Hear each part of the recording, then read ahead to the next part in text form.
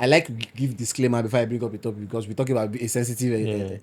I'm not dragging Victor Osimhen. Now let's talk about Victor Osimhen. The whole talk about being world class, the whole talk about him becoming the greatest striker Nigeria has ever seen over Rashidi Yekini. He was supposed to use this tournament as that opportunity to eclipse him, not just in status but in numbers, in goals, and also maybe in strides, because and Yekini then win AFCON too. Yes, he also have an AFCON, also have an African Player of the Year status, but eventually it didn't come true. It didn't happen. And it continues to feed into that conversation of world class, being impactful to the national team, standing toe to toe with his counterparts like Haaland, Hurricane of England, Mbappe of France. Mbappe won the World Cup at 18-19. Yeah.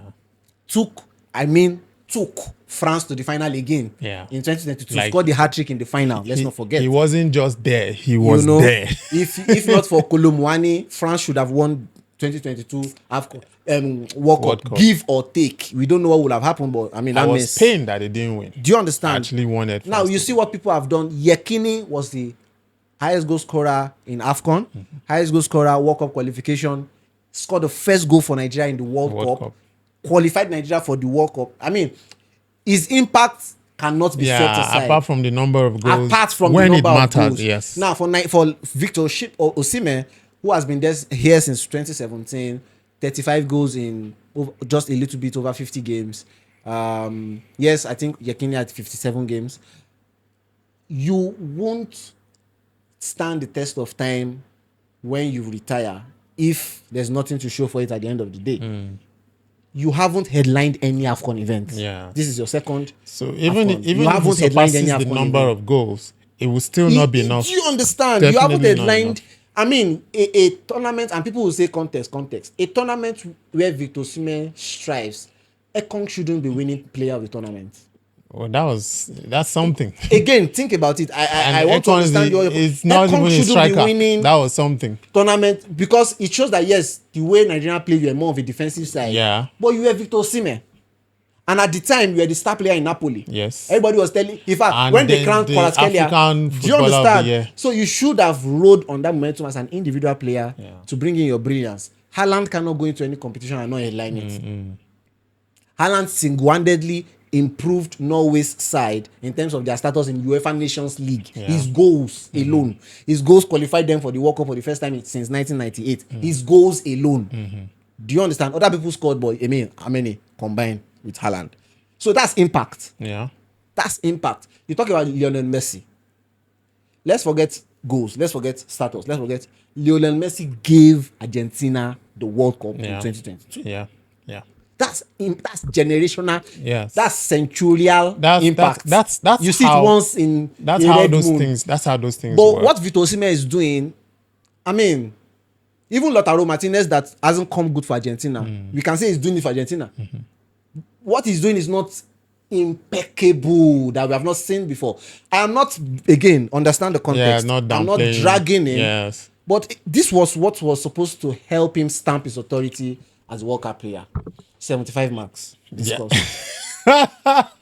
No, I mean, I don't see how I disagree with you. You know, because am I too harsh on him? No, not really. You're not even harsh at all, let alone being too harsh. Because again, we have to be respectful, right? Yeah. In his own right, Osimhen is a great player. You know, he's our star player. Exactly. He's our marquee signing. So, if I can put it that way. So it's just that if you notice, it feels like even the media are obsessed with Yekini's record. Everybody is asking. It's about him breaking that record. That's not what it is. Can you break? He will break the record in March. If he scores 2-3 more goals, it's just 3 goals. That really doesn't matter. It's just 3 goals, but yet that's just the number of goals. We're talking about the relevance and the impact of those goals. Yeah. If you break it scoring in qualifiers, it didn't bring any glory to us. Musa has 4 goals in the World Cup. Do you understand? He will always have that legacy. 2 goals against Argentina when it matters. He will tell that to his grandchildren, Tales by Moonlight. And it will be relevant. What are you saying? It's World Cup goals. Back-to-back goals. Relevant goals. So match points saving goals. It's the impact. What did he bring to us? Not just surpassing it by numbers. That's the context people really need to. And I'm saying this from a point of concern because I actually want him to be relevant post his football career. Do you know what pained me in the last AFCON? Losing the last AFCON was Osimhen, yes. I the effort he put, he deserved that title to crown he needed that AFCON. I wanted him to win. That would have been his best year as a footballer. I wanted him for to club win. And for country. Exactly. It would have been his best year as a footballer. He was the African Footballer of the Year. I wanted him to crown it with it. It didn't happen. This AFCON, again, he always shows up. I wanted it to happen so that it won't be just, beat Yekini's record in terms of number of goals. What do you have an AFCON? You don't. What has the number of goals helped Nigeria to achieve in the larger sense of things? The late Peter Rufai, Keeper Rufai. Why do you think people call him Dodo Mayana? Why do you think if you're a very good goalkeeper, everybody calls him Peter Rufai? The impact transcended. We saw it. He is the only goalkeeper to have scored a goal. He scored a penalty for the Super Eagles of Nigeria. So again, when we say these things, people think it's from a point of hate. No. It's you have to do more. You have to be more. The reason why people you really think have like to be that. more. There's this hero worship that people do. Like if you, they feel like as I'm saying it now, I don't want him to be successful. You can't be wrong. You can't be wrong. Everything the person does is okay, or like he can't be better than he is, or you can't expect more from somebody who has more to give. He has more to give. You can't be criticized. You can't say this, and it's not even like a criticism. It's more like it never reach. Fun fact: you are more than this. For those who don't know the dictionary meaning of criticism, there's a difference between criticism and condemning. Yeah. When you point out lapses in a person's performance, when it comes to football context, that's criticism. When you paint a person bad, that he cannot come good, that's condemning. Yeah. Seydou Sanusi, I am a very big critic of him. His crosses aren't that good as a left back. He doesn't really influence attack and also stamp his authority in defense. But look at Bruno Yemechi. I am not condemning Seydou Sanusi. I'm only criticizing the fact that as a left back, there is more you can do. There is a standard you can meet. Yeah. The Victor Osimhen I'm dragging now is the beloved in Turkey. Of course. He's the beloved. Like when he was in Italy, they were chanting Victor Osimhen's name in the stadium. Yeah. People started wearing masks. They were buying the merchandise because of Osimhen. And deservedly so. Can't I criticize him? I can. No. If he misses, before the knockout stages, I think before the quarterfinals, I did my own personal research on Osimhen. For the group stages, Osimhen had, there was a game he had 5 attempts, 1 shot on target. And that 1 shot on target was his only goal. For a top striker, you can't be having more shots off target. Yes. To show that you're clinical. Yes. You can miss chances, but you should be able to find the target. Force the goalkeeper to a save. Yes. Don't just bude and just fluff your lines. He does that more often than not for the national team. You can go to Galatasaray and win top scorer. Oh, yeah, he does. Yeah. You can even win the league while being a top scorer. But when you come to the national team and people aren't scared that you're on the ball, facing goal, you will be scared when you see Haaland coming. Yes. Even if you are 30, you will be scared. So again, he just needs that. And unfortunately, that avenue is gone to the next 2-3 years. Yeah, and again, it's football. You don't know the form or whatever. Where will be you can only tell the present situation and then maybe just project, because that's how it is. It's more of saying there's more you can give. We appreciate what you're giving. In fact, you're showing us that there's more you can do. We appreciate what you're giving, but from what we're saying, there's more. Yeah. There's more. So everybody who is looking forward to Osimhen breaking the record, it will break the record, but it won't break. It will still be the impact. How many goals did J.J. Okocha score? It won't break exactly. But you want to deny his impact? It won't break. Most people forget that Kanu didn't have an AFCON. But then he's the most decorated Nigerian. You will not even. He's the most decorated. It's not easily remembered. Like your children will remember Kanu one. Everybody remembers, yes, because you just know that once you introduce Kanu into the play, game has changed. Everybody is waiting for Kanu to enter. whether he scores or not is not the point. We want to see JJ on the ball. It's an impact. So it is how far you have impacted. It's how far you have impacted. It's why I keep saying that. Somebody said, "Oh, why is the supporters club always singing the same song? Why are we playing the same song? Pampilo and Okocha, why are we playing?" I said, those are the people that sing another one. Let's see. Abina, you want to sing Osai somewhere? He go enter. He not go enter. Wabali never reached that level yet. So we try to be a bit sentimental. Oh, he's great. He is, but sing another one. He not go walk. He hasn't even had a chance in his name for Nigeria. He hasn't yet, and he can. I mean, he can. That's the conversation here. He can. So sincerely, as much as I feel bad that Nigeria lost, I feel bad for Osimhen. I want him to have this accolade. Iwobi has been here. I want for him to be years. exactly 2015. He hasn't. He might not play.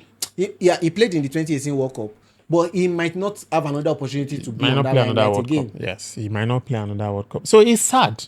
You get, after giving all the number of caps and everything, at the end of the day, you just go down as, oh, this guy was good when he was playing. Most caps. Yeah, he had the most caps. Iniesta kind of pass. Yeah, what else? You get, so there has to be something to hold on to. There has to be something. Those are the things. We always remember 94, 96. We know that our Olympic. The golden team. Yeah, we just remember that team. these guys did outstanding. It's not just that they did the teams that they beat. We were knocked out in the round matters. of 16. No? Yes. But yet we were top 5 in the world. Do you understand? We were knocked out in the round of 16. So you would think that in the 94 do you know what World Cup, do you know what that means? You would think that they got to semi-final. Yeah, they didn't, but there was something they showed.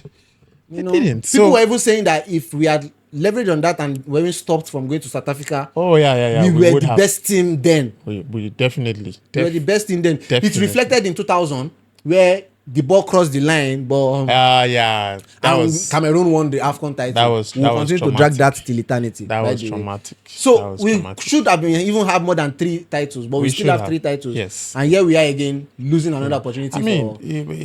For Nigeria will always be in the conversation in African football. Always be. We had the highest number of trophies if you combine bronze and all those things. It's not even a trophy, but again. Medals. Yeah, the highest number of medals. It just means that we always show up. Yeah, we always show up. You know, it's that let's learn how to build momentum and then, build on it and build something that would last. There's a third place match actually. Which I don't understand. And it doesn't matter. I don't understand the type of spirits that they used to play third place match. I have an unpopular opinion. In football, in cup games, in football, third position feels more fulfilled than the second position. Because the second position is a loser. Yeah, the second position is a finalist, but it's a loser. But the third position is a winner. You win it, yes. You celebrate when you win the third place. You cry because you lost the final. It's true. Actually, it's an unpopular opinion anyway. But people don't. I don't know if you agree with that. No, it's a fact. You lost to become second. Yes, but you have to win to be third. To be third. So yeah, you didn't fight to be second. Yeah, you didn't fight to be second. But you're mostly forgotten when you're second. To be third, you have to fight for it. Yeah, but again, the spirit with which you play third place is also because leftover. It takes a lot. Like leftover. It takes a lot to. Let's just do it. We didn't win. We didn't get the final. Let it not be like. I feel like if I'm a footballer, I won't be able to play third place match. Because I'm still trying to recover from the pain of the loss semi-final. Of not going to the final, and I'm expected to show up and still. I think another goodies that is always attached to this. What do you call it now? Finishing third, second, first. Yeah. In fact, the top 4. I think it has a qualification value for the next. For the next. Yeah, and also for the next World Cup qualification and stuff like that. So that one safe day, but. In the crux of the matter, no. If it's just not win first, the title. If you're not winning the title, if every other person go home. If it's not first, it's not first. You didn't win it. That's the thing. Nobody remembers how many. Do you know how many bronzes we have? Well, because you're a sports person, I can't even know the number. But nobody cares about nobody cares. all those things. We just know that we have 3 AFCON trophies. Do you see this? So I don't want to ask a damning situation. I wanted to say, do you see us becoming like the dream team of Belgium, not winning anything? But I want to say, if Erichel continues with what you've seen, do you think we can come good in time? I think we would. Or because of the kind of people we are in, it's back to the drawing board. We're just back to status quo.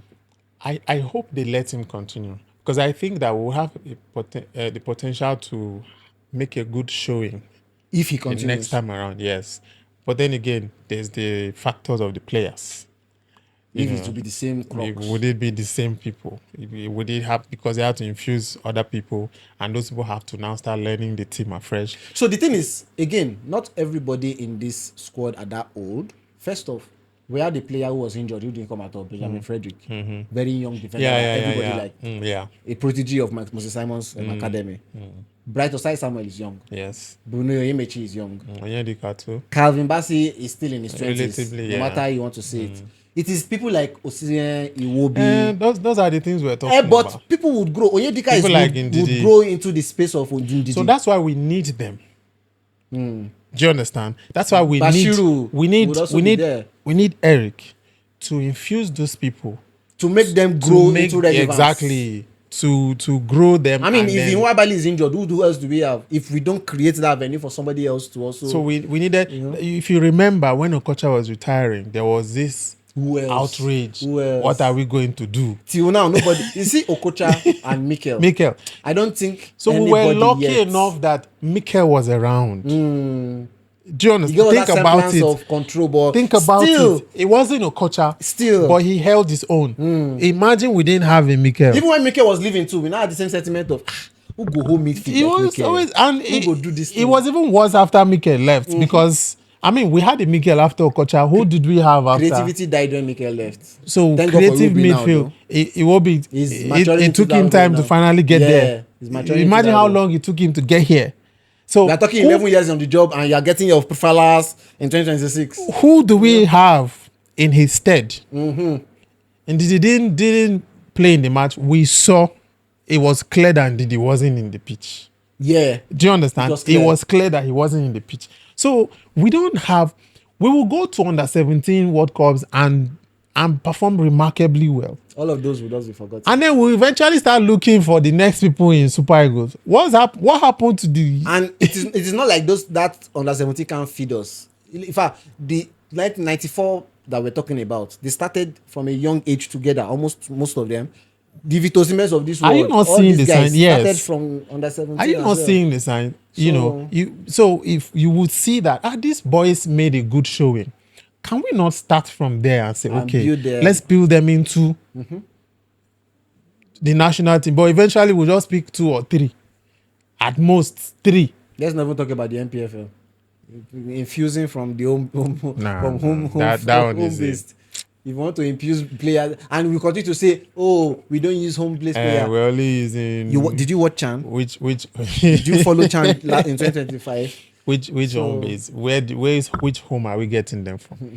Let's just build the momentum and focus on building on something that lasts. Because as far as football conversation is concerned in Africa, we will always be in the conversation. We don't lack talent, but we just lack this current administration of the sports ministry, the NFF, even governance.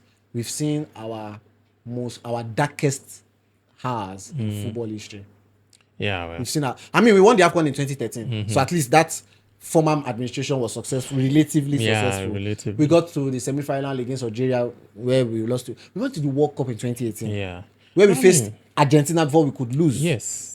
So we had relative success. We had a good showing with Argentina. They didn't press us to submission. Gernot Rohr, when he came, outing. We might not like his tactics, but we still had relative things to show for it. So this current era has been the darkest. No, we didn't really have anything. Nothing to show for it. It's sad. To show for it. No World Cup. No AFCON. It's sad.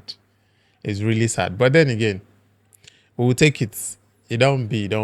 Let's look forward. As we always say, let's learn the lesson and look forward to the next one. Happy? But unfortunately, we end up not learning anything.